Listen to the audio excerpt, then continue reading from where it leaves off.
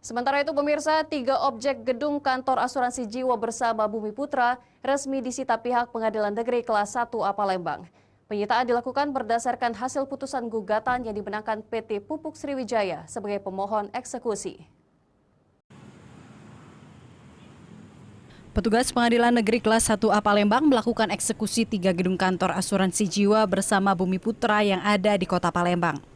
Penyitaan 3 gedung kantor asuransi dilakukan merupakan hasil putusan gugatan yang dimenangkan PT Pupuk Sriwijaya sebagai pemohon eksekusi.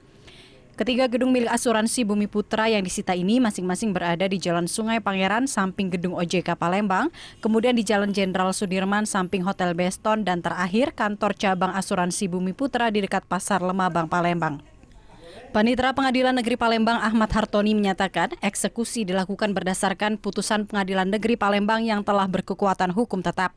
Putusan eksekusi sebagai tindak lanjut dari hasil putusan kasasi Mahkamah Agung RI yang menolak upaya hukum dari termohon asuransi Bumi Putra.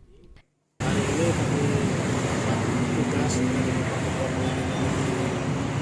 Palembang karena permohonan sita eksekusi yang diajukan oleh permohonan eksekusi dari kuasa hukum PT Pupuk Sriwijaya Palembang.